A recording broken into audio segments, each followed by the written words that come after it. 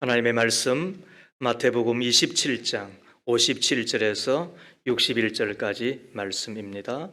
날이 저물었을 때에 아리마대 출신으로 요셉이라고 하는 한 부자가 왔다. 그도 역시 예수의 제자이다.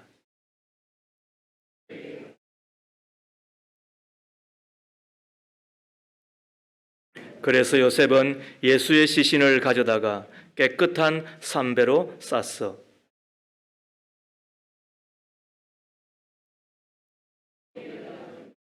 함께 읽습니다. 거기 무덤 맞은편에는 막달라 마리아와 다른 마리아가 앉아 있었다.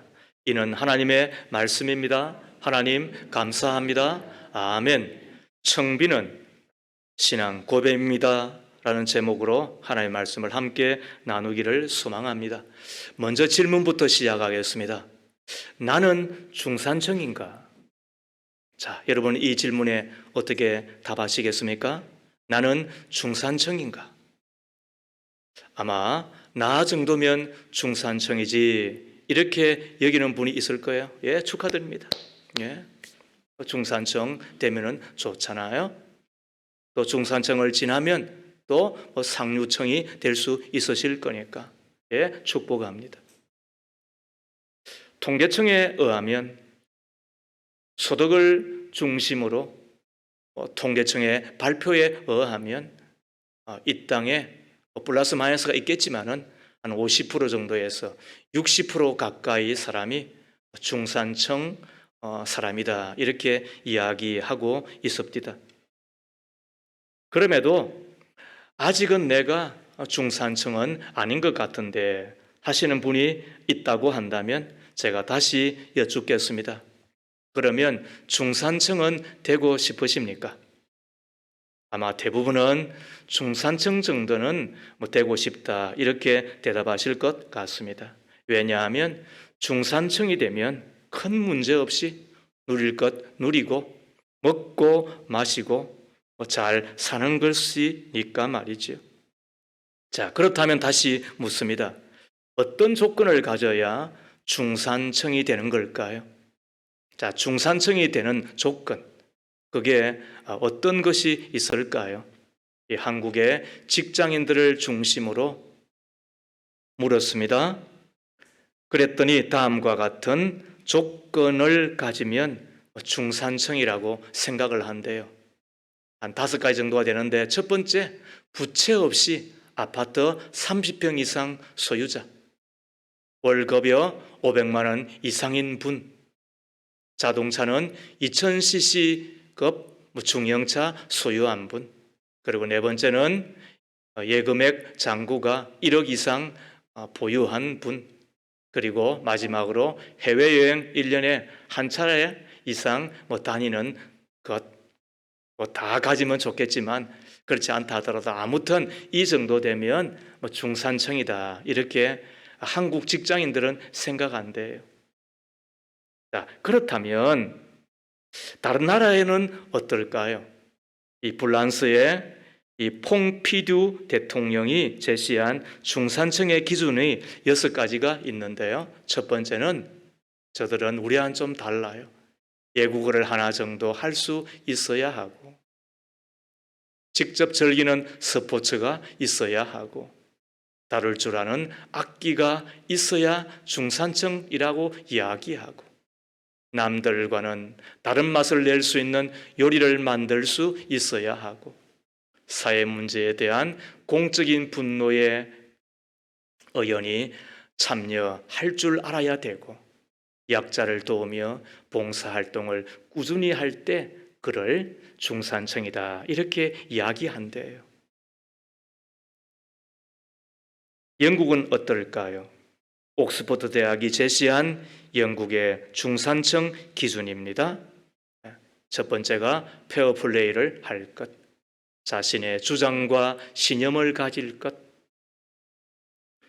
독선적으로 행동하지 말 것, 약자를 두둔하고 강자에 대응할 것, 그리고 불의와 불평, 불법에 의연히 대처할 줄 알아야 비로소 중산층이라요.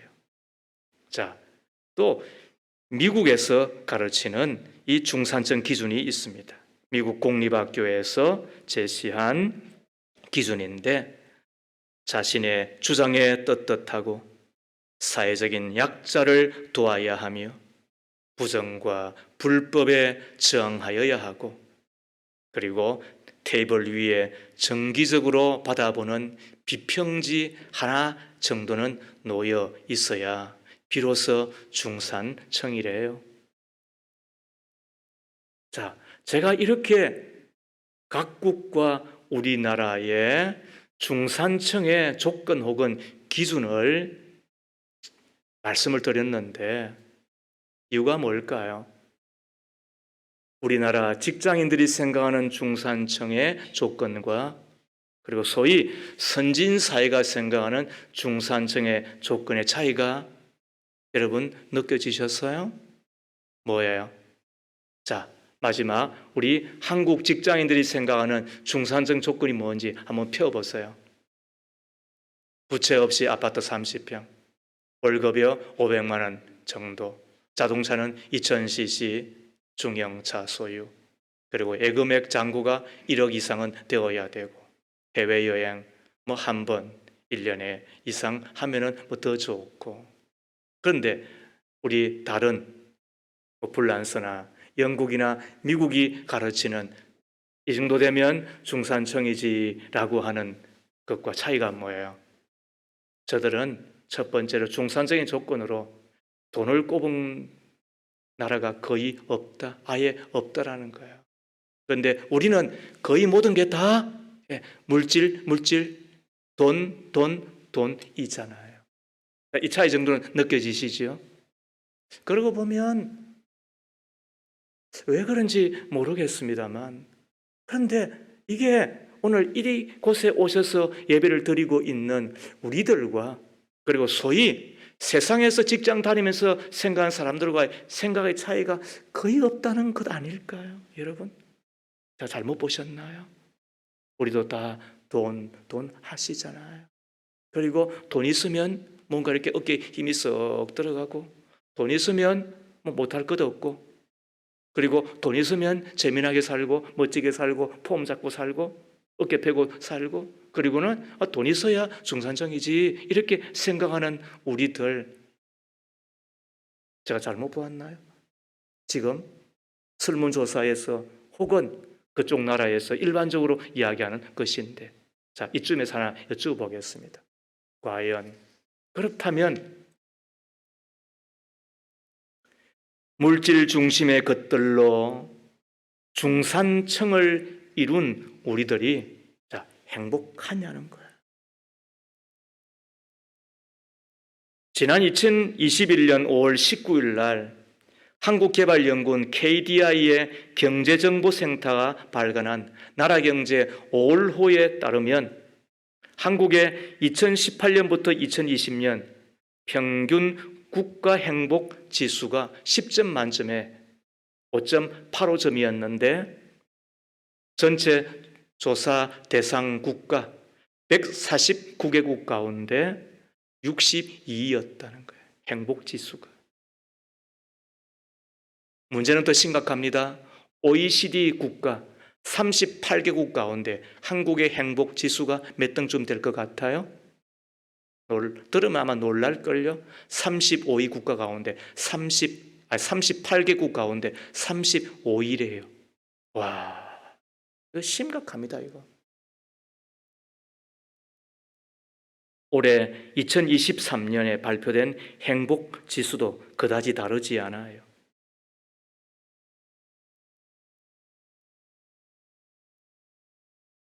주관적 행복의 점수 평균이 10점 만점에 5.951점으로 조사 대상 137개국 가운데 57위였다. 특히 눈에 띄는 대목은 선진국과 비교하여 힘들 정도로 우리 사회는 사기죄와 위정죄와 무고죄가 너무 많고, 레가툼 연구소가 세계 167개국을 대상으로 한 국가 번영지수 2021에 의하면 개인 간 상호 신뢰, 그리고 제도와 기관 신뢰 등으로 구성된 사회 자본은 우리나라가 147위로 대만보다, 소위 중국보다도 훨씬 낮은 저개발 국가 수준에 머물러 있다는 겁니다. 무역 1조 달러를 달성했습니다. 경제 10위권의 선진국가로 발돋움했습니다. 경제는 발전하여 잘 사는 나라가 되었습니다. 생활 환경은 기하급수적으로 발달하였습니다. 국민의 반 정도는 중산층이라고 스스로 여기고 있다고 합니다. 그런데 왜 우리는 행복하지 않지? 왜 우리는 행복하다고 느끼지 않지? 근원적인 질문을 던지지 않을 수가 없습니다. 이러한 때에 다시금 기억하고자 하는 것이 예수의 삶입니다. 예수, 그분의 청비는 무엇이었는지 살펴보고자 하는 것입니다. 이 세상에 계시는 동안 예수께서는 철저하게 청빈하셨습니다. 예수님은 한평생 청빈을 벗삼아 사셨습니다. 그러나 예수님이 무능하셨기 때문에 그러한 것이 아니라 스스로 선택하셨던 바른 삶의 결과가 청빈이었습니다. 그러기에 예수님은 그 청빈 속에서도 당신의 생명을 송두리째 나누어 줄 만큼 부유하셨습니다. 그래서 그분은 행복하셨습니다. 사진을 띄워보십시오. 물론 그린 것이기는 하겠지만 우리 예수님의 우는 모습을 많이 보았잖아요. 통곡하는 예수님의 모습을 우리는 많이 보았잖아요. 그러나 저렇게 만년의 미소를 짓고 있는 우리 예수님이 있어요. 다음 보세요. 우리 예수님이 얼마나 넓은 가슴으로 저렇게 품고 계시는 거예요. 왜? 마음이 부유하셨으니까. 다음 보세요. 세상에는 어린아이를 품는다고 한다면 다 품는 거예요.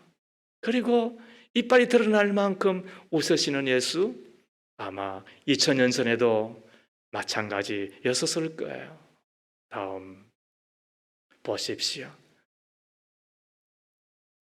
잔잔하시지만은 부인할 수 없는, 그러나 우리가 눈을 뜨고 바라보면 내 마음에 쏙 들어오는 예수의 모습. 그분이 얼마나 행복하셨으면, 그리고 얼마나 부유하셨으면, 얼마나 넉넉하셨으면 예수는 저렇게 우셨을까. 예수의 삶이 이처럼 청빈으로 시작하여 청빈으로 끝날 정도로 그 청빈의 부유함 속에서 거할 수 있었던 것은 예수님은 누구보다도 공술의 공수거의 정신, 빈손으로 왔다가 빈손으로 돌아갈 수밖에 없다고 하는 하나님의 그 법칙을 분명히 알고 계셨던 까닭이 있잖아요. 이 세상에 있는 것 가운데 어느 누구도 하나님 앞에 가지고 갈 수 없다는 사실을 아셨기 때문에 예수께서는 자기에게 경배하면 천하의 부귀영화를 다 주겠다고 이야기하는 그 사단의 유혹을 과감하게 거절하셨던 분이 되셨죠. 왜? 예수님의 삶의 목적은 그것이 아니었기 때문입니다. 우리가 나의 주님으로 믿고 섬기는 예수께서 한평생 그와 같은 청빈의 삶으로 일관하셨다고 한다면 우리 역시 본으로 삼아야 될 삶의 모델은 청빈, 예수의 청빈이 아니겠습니까? 우리는 먼저 청빈이 아닌 것 두 가지를 살피고자 합니다. 첫 번째, 수도원에서 사는 것을 청빈이다 이렇게 일반적으로 생각하지만, 그러나 세상을 덩진 수도원에서나 가능한 것이 청빈은 결코 아닌 것입니다. 수도원 등 세속을 떠나 한적한 곳에 살면 청빈의 도움은 받을 수 있으나 그렇다고 해서 그러한 곳에 거한다고 하여 무조건 그를 청빈이라고 이야기할 수는 없는 법입니다. 중요한 것은 장소가 아니지요. 세상에 살아도 청빈하게 사는 사람이 있는 반면에 수도원에 있어도 깨끗하지 못한 사람이 있기 때문에 그렇습니다. 이쯤에서 불란스가 낳은 소설가 알퐁스 도데의 고세 신부의 불로장생주 내용을 소개합니다. 가난을 미덕으로 삼았던 알퐁스 프레몽테르의 수도원 재정이 마침내 바닥이 나고 말았습니다. 수도원의 뾰족탑은 무너져 내리고 창문들은 깨어져 나갔지만 그런 것들을 손본 여유가 전혀 없었습니다. 마침 그 수도원에 고세라고 하는 수사가 있었는데 그가 하는 일은 고작 젖소 2마리를 돌보는 일이었습니다. 가난에 찌들릴 대로 찌든 수도원의 재정 상태가 늘 가슴에 아팠던 이 고세 신부는 수도원장의 허락하에 젖소 돌보는 일을 중단하고 불로 장생수를 만들죠. 어릴 때 자기를 키워준 양 부모가 불로 장생주의 제조 전문가였는데 어깨너머로 배웠던 것을 기억을 끄집어내어 6개월에 걸친 연구 끝에 불로 장생수를 빚는데 성공을 합니다. 그 다음 날부터 이 고세 수사가 빚은 불로 장생주는 프랑스 전역으로 불티나게 팔려나갔습니다. 동시에 가난에 찌들렸던 프레몽테르 수도원은 하루아침에 돈방석에 앉게 됩니다. 그 모든 것이 고세 수사 덕분이었습니다. 그 빛나는 공적으로 인하여서 고세 수사는 신부의 스푼까지 받게 됩니다. 어느 날 저녁 신부들이 모여 경건하게 저녁 미사를 드리고 있는데 갑자기 누군가 뛰어들어와 비틀거리며 그리고는 혀꼬부라진 소리로 노래를 부릅니다. 얼마나 술을 마셨는지 얼굴이 새빨개 달아오른 채 자기의 자리를 찾지도 못하고 비틀거리고 있었던 것이지요. 다름 아닌 고세 신부였습니다. 자기가 만든 불로 장생주를 매일매일 빚으면서 그 맛을 보느라고 이제는 알코올 중독자가 되어버리고 만 것입니다. 그러나 경건하게 미사를 드리던 다른 신부들은 술 저정하는 곳에 신부를 향해 사단아 물러가라 외치면서 그를 밖으로 끌어내버렸습니다. 그리고 저들은 경건하게 미사를 드리고 있었던 것이죠. 그 다음날 아침 수도원 원장은 고세 신부에게 앞으로는 성당 출입을 하지 말고 주조장에서 불로 장생주를 빚으며 개인적으로 기도하라고 당부합니다. 마음씨 착한 고세 신부는 수도원장의 명령을 따르지요. 주조장 밖으로는 한 발자국도 나갈 엄두를 내지 못했습니다. 어느 날 주조장을 찾은 수도원장에게 고세 신부는 간곡하게 눈물로 간청합니다. 이제 술을 그만 만들겠으니 예전처럼 젖소 돌보는 일을 하게 해달라고 말입니다. 그러나 수도원장은 고세 신부의 간청을 이런 지하에 거절합니다. 그리고 자비로운 주님께서 모든 것을 책임지실 것인즉 아무것도 염려하지 말고 소신껏 수도원을 위해 불로 장생주만 빚으라고 도리어 격려해 주었습니다. 고세 신부는 계속해서 술을 빚었고 그 술은 날마다 날개 돋친 듯 팔려나갔고 수도원은 돈을 긁어 모았습니다. 그리고 매일 미사를 드릴 때마다 그리고 그 미사가 끝났을 때 수도원장은 이렇게 말하는 것을 잊지 않았습니다. 우리 수도원을 위해 봉사하고 있는 사랑하는 고세 신부를 위해서 기도합시다. 그 말이 끝나기가 무섭게 미사에 참여했던 모든 사람들은 고세 신부를 위하여 간절히 축복 기도해 주었습니다. 그러나 그 기도 소리를 들으며 고세 신부의 영혼과 육체는 주도장 안에서 서서히 죽고 있었던 것입니다. 참 슬픈 이야기잖아요. 그러나 있을 수 있는 이야기잖아요. 수도원이라고 하는 곳에 살아가지만 그곳에서 수도사로 살아가지만 탐욕에 찌든 종교인들을 보면서 청비는 수도원에 거한다고 해서, 그리고 수도원의 수도사들이라고 해서 전유물이 아니라고 한 사실을 배우게 됩니다. 청비는 뭐가 아니라고요? 수도사의 전유물도 아니고, 그리고 기도원 혹은 수도원이라고 하는 바로 그 장소에 있다고 해서 주어지는 것이 아니라는 거지요. 두 번째로 아닌 것이 있습니다.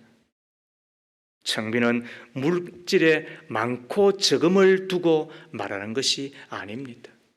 다시 이야기하면 청비는 가난을 떠올리는 것이, 많은 사람들은 그렇게 하지만, 그러나 물질에 적다고 해서 청빈, 그게 아닌 것입니다. 물론 물질이 적으면 청빈하게 사는데 도움은 받을 수 있을 거예요.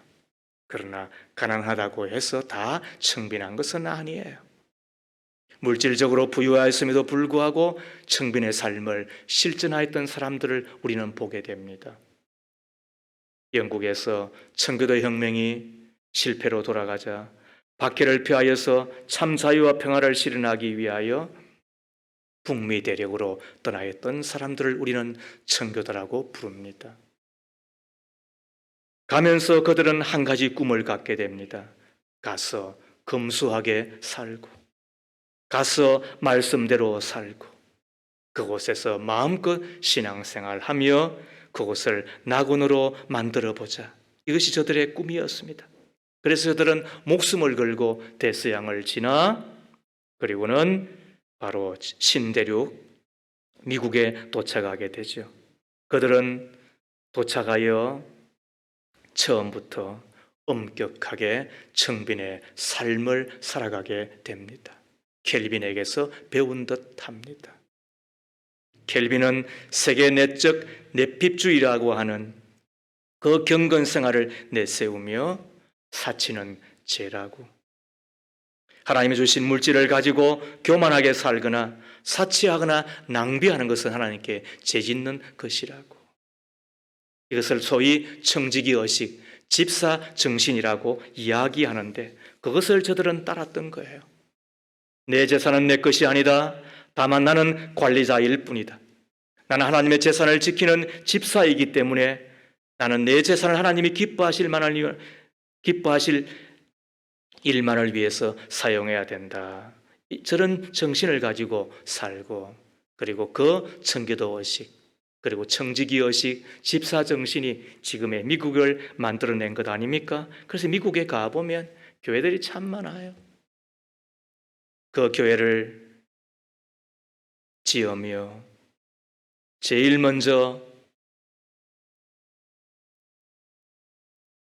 하나님 앞에 헌신을 다짐하였던 이들이지요. 근데 그 교회의 이름이 개인의 이름, 또 혹은 그 교회의 부속 그 장소들이 개인의 이름으로 기념관으로 명명되어 있는 데가 상당해요. 왜 그럴까요? 저들은 돈 벌어서 사용하다가 죽을 때는 모두 다 재산을 정리하여 교회에 헌납하였기 때문에 그것으로 교회가 기념관을 지어놓은 거예요. 또 사람들이 재산을 자선단체에 헌납해서, 미국에는 자선단체들이 많이 있잖아요. 한국에도 많은 도움을 주었는데 선명회라든지 또 YMCA, YWCA라든지 또 홀트 아동복지회 같은 거 다 들어보셨잖아요. 한국의 CCC라고 하는 캠퍼스 크루세이드 포 클라이스트라고 하는 바로 그 단체도 다 미국에서 그렇게 우리에게 후원하여 태동이 되고 또 혹은 성장하게 되었던 거잖아요. 미국에서 유명하다고 하는 하버드 대학, 하버드시가 설립했습니다. 케네디 공대, 케네디시가 설립하였습니다. 시카고 대학, 이거는 록펠러시가 설립하였습니다.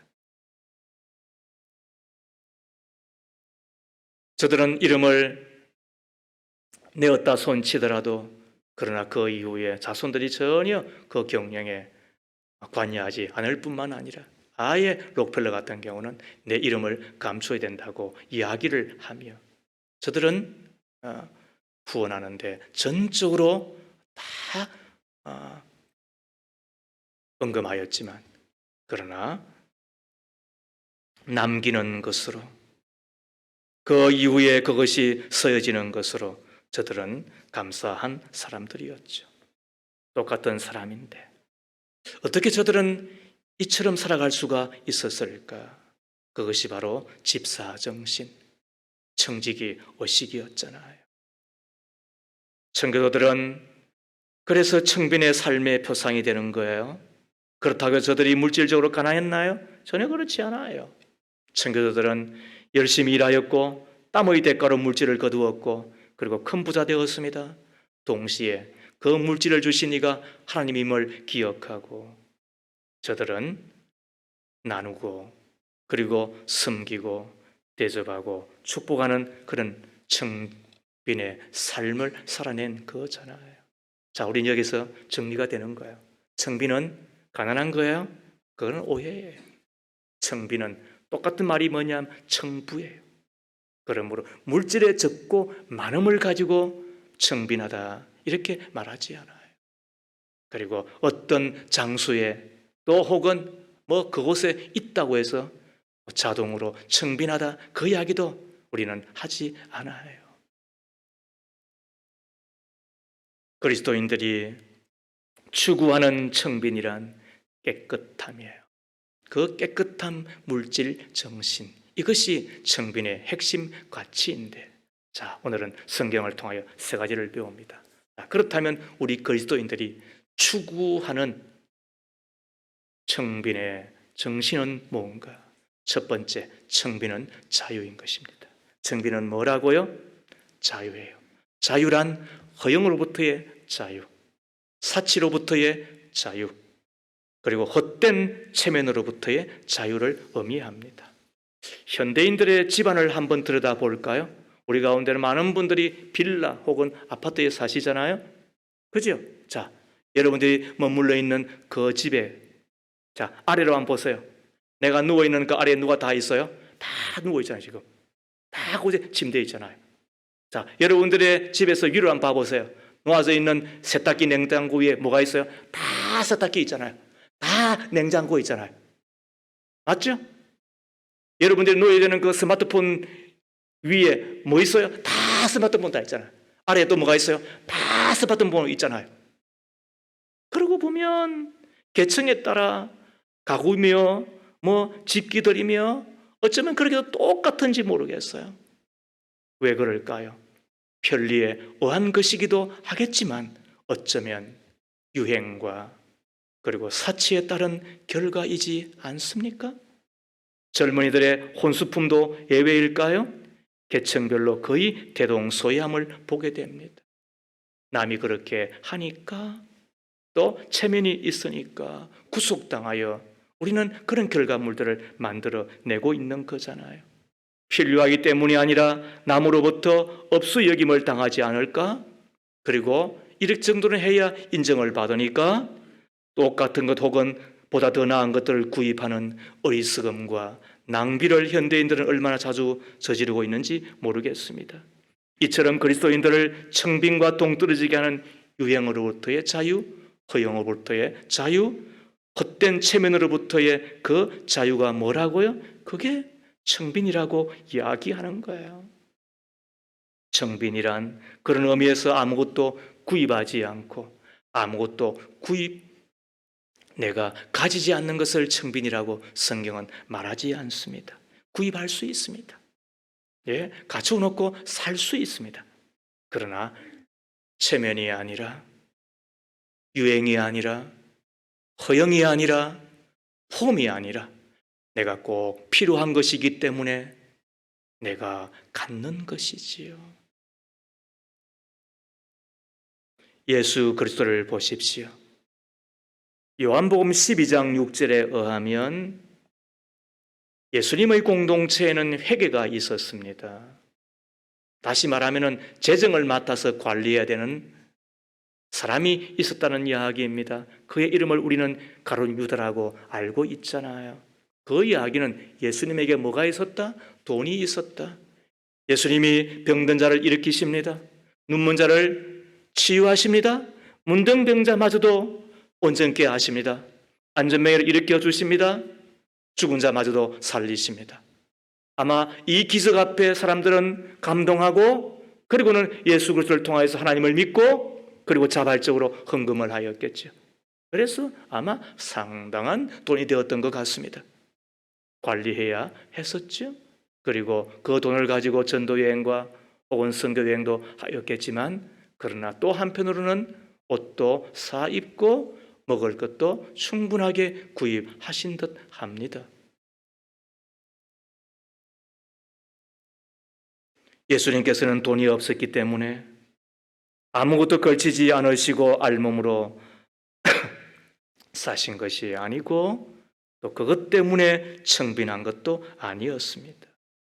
예수님에게는 분명히 돈이 있었습니다. 그러나 예수님께서는 불필요한 유혹에 빠지신 적이 없으십니다. 유행과 사치에 유혹받지 않으셨습니다. 허영과 헛된 체면으로부터 철저하게 자유하셨습니다.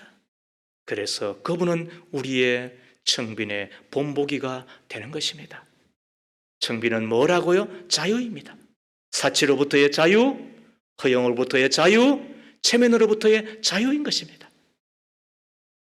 두 번째로 그리스도인이 추구하는 청빈이란 무엇일까요? 둘째, 청빈은 봉사입니다. 그리스도인이 추구하는 청빈이란 또 다른 말로 하면은 봉사입니다. 만약 누구든지 필요한 것만큼 소유하되 불필요한 것을 구입하지 않는, 그래서 남은 여유분을 자기를 위하여 쌓아두기만 한다고 한다면 우리는 그 사람을 청빈한 자라고 결코 말할 수가 없는 것입니다. 단지 그는 구두쇠요 인색한 사람에 불과한 것입니다. 청빈한 자가 필요한 것만을 구입하되 그리고 그것을 잘 사용하되, 그러나 그것마저도 또 다른 사람을 위하여 봉사로 내어놓아 선용할 때 그 사람을 청빈한 자라고 이야기하는 것 아니겠습니까? 청빈은 그런 의미에서 봉사와 동의어가 되는 것입니다. 봉사를 떠난 청빈은 존재할 수가 없는 이유가 여기에 있는 것입니다. 권력을 한 손에 쥔 한 나라의 대통령이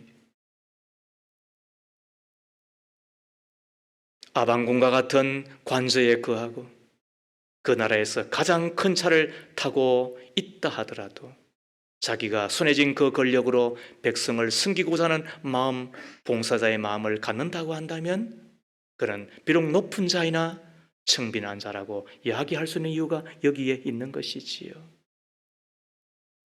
재벌이 되어서 수개의 기업을 경영하는 기업가라 할지라도 그가 비록 가장 좋은 음식을 먹고 가장 좋은 집에 살고 가장 좋은 차를 타고 다닌다 할지라도, 그러나 자기가 기업하는 그 이유가 사회를 향한 봉사이며 그리고 함께하는 이들을 섬기고자 하는 그 마음을 갖고 있다고 한다면 그는 비록 기업가라 할지라도 청빈한 자라고 이야기할 수가 있겠지요. 공부를 많이 하여 학문의 깊은 학자가 되어 그리고 거지보다도 더 나은 옷을 입고 그리고 나름대로 좋은 곳에 다닌다 할지라도 자기가 가지고 있는 그 학문을 가지고 학생들을, 제 아들을 키우며 양육하며 봉사하겠다고 하는 그 마음을 갖고 있다고 한다면 우리는 그를 청빈한 자라고 이야기할 수 있지 않겠습니까? 우리는 여기에서 청빈은 뭐라고요? 동의어가 봉사가 되는 것입니다. 그러나 가진 것이라고는 아무것도 없을지라도 자기만을 위해서 사는 자가 있다고 한다면 그는 가난한 자, 거지에 불과한 것이지 우리는 그를 향하여 청빈한 자라고 이야기할 수는 없는 것입니다. 그러므로 오해하지 마십시오. 가난하다고 해서 청빈한 자라고 이야기하지 않습니다. 부자라고 해서 우리는 그가 청빈자가 될 수 없다고 그런 말도 하지 않습니다. 성경은 이야기합니다. 오늘 57절 이하 말씀을 보십시오. 날이 저물었을 때에 아리마대 출신으로 요셉이라고 하는 한 부자가 왔다. 예, 아리마대 출신 요셉은 큰 부자였습니다.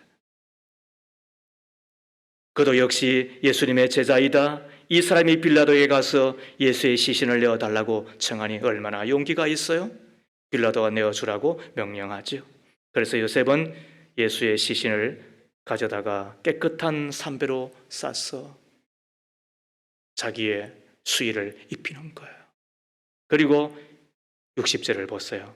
바위를 뚫어서 만든 자기의 새 무덤에 모신 다음 무덤 어기다가 큰 돌을 굴려놓고 가잖아요. 아리마대 사람 요셉은 물질적으로 부자였습니다. 그는 깨끗한 삼배로 예수님을 싸고 바위를 뚫어서 만든 자기의 무덤에 예수님을 모십니다. 당시의 상황으로 말하면 이 무덤은 어마어마한 가치를 갖고 있는 돈이 되는 겁니다. 그런데도 불구하고 예수를 만나 그리고 예수를 사랑하고 그 뜨거워진 마음 앞에 자기의 물질은 자기의 소유는 그다지 중요한 것이 아니라 섬김과 그리고 헌신과 그리고 봉사의 도구로 내어놓잖아요. 이런 사람을 뭐라 그런다? 청빈한 사람이라 그런다. 청빈은 뭐라고요? 두 번째, 봉사이기 때문에 그런 거야. 세 번째, 그리스도인이 추구해야 될 청빈은 신앙 고백인 것입니다. 그리스도인이 추구해야 되는 청빈이란 곧 신앙 고백이어야 하는 것입니다. 그러기에 보다 많은 사람에게 봉사하기 위하여라는 명분으로 부당하게 물질을 추구할 수는 없는 법입니다. 바르게 쓰는 것보다 바르게 얻는 것이 더 중요함은 바르게 얻지 아니하고 결코 선한 봉사의 도구로 이용될 수가 없기 때문에 그렇습니다. 바르게 얻지 아니하였다는 것은 누군가의 피해를 끼쳤다는 의미인데 누군가의 피해를 끼치면서 얻은 그 물질을 가지고 내가 누군가를 위해서 사용하겠다. 어불성설입니다.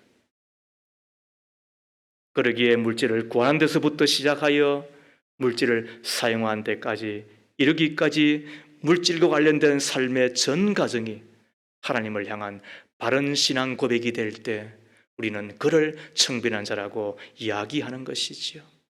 청빈이 있는 곳에 진리가 있고 청빈이 있는 곳에 정의가 있고 청빈이 있는 곳에 사랑이 있는 이유가 바로 이와 같은 것입니다. 시편 128편을 보십시오. 주님을 경외하며 주님의 명에 따라 사는 사람은 그 어느 누구나 복을 받는다. 내 손으로 일한 만큼 내가 먹으니 이것이 복이요 은혜이다. 손으로 일한 만큼 먹는 것을 하나님은 축복이라고 말씀합니다. 세상에서는 일하지 않고 얻는 것을 뭐라 그래요? 복이라고 이야기하잖아요. 그러나 우리도 알아요. 불안당이라고. 불자는 아니 불자의 한자는 땀 한자예요. 땀도 흘리지 아니하고 뭔가를 얻으려고 하는 우리는 그를 어떻게 한다고요? 불안당 이렇게 이야기하잖아요. 성경은 뭐라고 이야기한다고요? 그거는 복이 아니고 화라고. 그것은 미끼라고 이야기하는 거예요.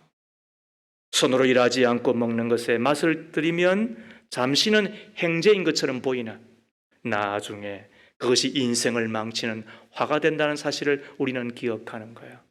그러므로 청빈한 자는 다음과 같은 것을 하지 않습니다. 첫 번째, 복권 사지 않습니다. 우리 가운데 간혹 복권 사시는 분들도 있고 최근에 설문조사에 의하면 목사들마저도 약 40%가 뭐 복권 사도 무슨 죄가 되겠느냐고 하는데 제가 펄쩍 뛰었습니다. 저도 사도 되나 살짝 유혹받았다가 펄쩍 뛰었습니다. 우리의 20대, 우리의 30대, 우리의 40대는 그렇게 가르친 적이 없습니다. 그런데 지금의 목회자들이 그걸 가르치다니 놀라고도 놀랄 일입니다. 840만 분의 1, 벼락 맞아 죽을 일보다도 더 어렵기 때문에 그런 걸 하지 말라는 뜻이 아닙니다. 땀 흘리지 않고 얻는 것에 맛을 들이면 어떻게 되느냐? 불안당을 지나 그거는 하나님 앞에 화를 당하기 때문에 그런 것입니다. 사업을 하더라도 땀 흘려 제조하고 그래서 수고하여 그 대가로 얻는 것을 자랑스러워하여야 하고 조금 더디 얻으나 조금 적게 얻으나 그것이 내 결실이 되기를 바랄 때 그게 하나님의 사람임을 기억할 필요가 있죠. 물건을 살 때도 가급적 싸게 사기 위하여 노력하는 것은 좋으나 상대방에게 손해를 끼치면서까지 싸게 사려는 것은 삼가야 되는 것이 신자들이잖아요. 직장 생활을 하면서도 월급을 받을 때 월급만을 생각해서는 안 될 것입니다. 월급 받는 만큼 일했는가를 생각하고 그리고 우리들은 받은 것보다 더 많이 일하도록 힘을 써야 되겠지요. 물질을 구하는 데서부터 시작하여 사용하는 데까지 이르기까지 그 물질과 관련된 전 과정에 투명하고 그리고 하나님을 향하여 선한가, 하나님을 향하여 그것이 옳은가를 생각할 그것을 우리는 청빈이라고 이야기하죠. 그래서 청빈은 또 하나의 바른 신앙 고백이어야 되는 것입니다. 교회가 세상을 선도하지 못하고 세상과 함께 버타며 물질의 눈이 어두워 탐욕의 배를 채우고 위세를 부릴 때 하나님과 하나님의 말씀에 정결하게 순명하기 위하여 망토를 덮어쓰고 들어가 수도원을 만들었던 수도사들의 첫 신조는 청빈이었음을 기억합니다. 그러나 그 청빈은 노동하는 청빈이었고 노동하는 가운데 항상 깨어 기도하는 하나님 앞에서의 청빈이었습니다. 우린 여기서 초대 수도원의 정신이 왜 청빈과 노동과 기도였는지를 알게 됩니다. 그들은 땀 흘려 수고하여 정직하게 수확을 거두었습니다. 그 수확 앞에서 우리는 물질의 노예가 아닙니다. 우리는 하나님의 종이라고 기도하였습니다. 그리고 자신만을 위하여 그것을 다 서지 아니하고 적게 거두면 적게 거둔 대로 좀 더 거두면 좀 더 거두은 대로 나보다 약하고 나보다 혹은 덜하고 나보다 혹은 낫고 나보다 혹은 힘들어하는 사람들을 위하여 부유하게 할 줄 알고 저들을 넉넉하게 할 줄 알고 저들을 섬길 줄 아는 진정한 그 청빈의 삶을 살아내었던 것이지요. 말씀을 마치겠습니다. 예수께서는 물질에 관한 한 유행과 허영과 풍조와 헛된 체면으로부터 완전히 자유하셨습니다. 자신의 생명마저 내놓을 만큼 자신에 관한 모든 것을 봉사의 도구로 선용하셨습니다. 그처럼 단 한 가지라도 당신의 것으로 삼지 않으신 채 남의 수의를 입고 남의 무덤 속에 시신으로 누워 계시는 예수님의 삶이야말로 오늘 우리를 향한 하나님의 신신당부이지 않겠습니까? 주님께서 그처럼 청빈의 삶을 몸소 실천하신 그 결과가 뭘까요? 자, 요한복음 20장 12절을 화면에 띄웁니다. 같이 있습니다. 시작. 흰옷을 입은 천사들이 앉아 있었다. 한 천사는 예수의 시신이 놓여있던 자리 머리맡에 있었고 다른 한 천사는 발치에 있었다. 악마의 모습은 늘 어둠이에요. 그러나 천사의 모습은 늘 빛이에요. 그 빛의 천사가 무덤, 그것도 예수께서 부활하시고 그리고는 남겨진 얼굴에 가렸던 수건과 그리고 몸을 감쌌던 그 삼배 그 수의 곁에 위아래에 앉아 계셨다고 한다면 진실로 진리를 위하여 선택한 성빈의 삶은 결코 사라지지 않는다는 뜻이 아닐까요? 사랑과 정의를 위하여 자발적으로 취한 청빈은 영원히 빛이 난다는 뜻이 아닐까요? 자유와 봉사와 신앙 고백을 위하여 구현된 청빈이야말로 광명한 삶이요 이 청빈보다도 더 빛나는 삶은 있을 수 없다는 것을 우리에게 웅변하고 있는 것은 아닐까요? 물질이 있으면 중산층 정도는 되겠지 여기는 오늘 이 시대를 살아가는, 심지어 우리들마저도 오늘 주께서 당부하는 것이 있다고 한다면 그것은 청빈하라고. 청빈은 단순히 수돈의 삶을 의미하지 않고, 청빈은 없는 것은 거지지, 그거를 청빈이라고 말하지 않잖아요. 청빈은 유행과 허영과 풍조와 헛된 체면으로부터의 완전한 자유라고. 청빈은 사랑 안에서의 봉사라고. 청빈은 믿음 안에서의 신앙 고백이어야 된다고. 이것이 이 세상을 좀 더 맑고 밝고 행복한 것으로 만들어내며, 그리고 다들 우리는 아니겠지만 그러나 이 땅이 다 물질로 점철돼요. 물질로 점철돼요.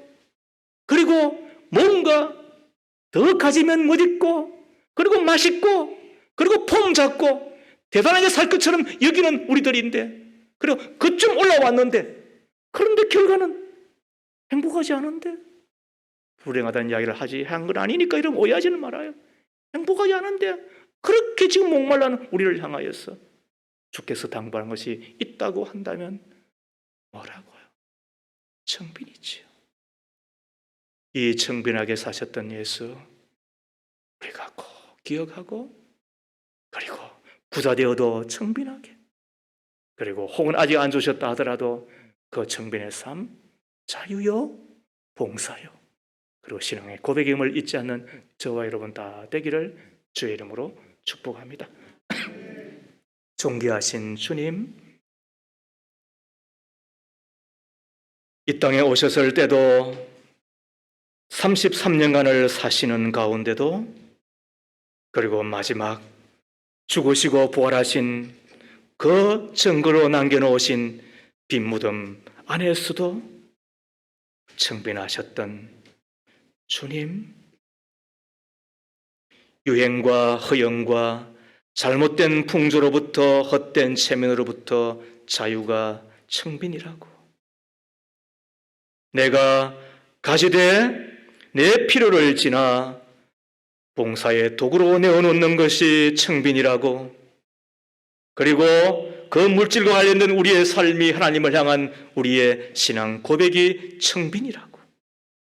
그 청빈한 자가 하나님을 영화롭게 하며, 그리고 사람에게 복을 주며 우리 자신은 빛나게, 그리고 영원히 빛나게 하는 것이라고 가르쳐 주셨으니, 이 시대를 살아가며 청빈한 자의 삶을 살아 작은 예수가 꼭 되게 하옵소서. 예수님 이름으로 기도합니다. 아멘.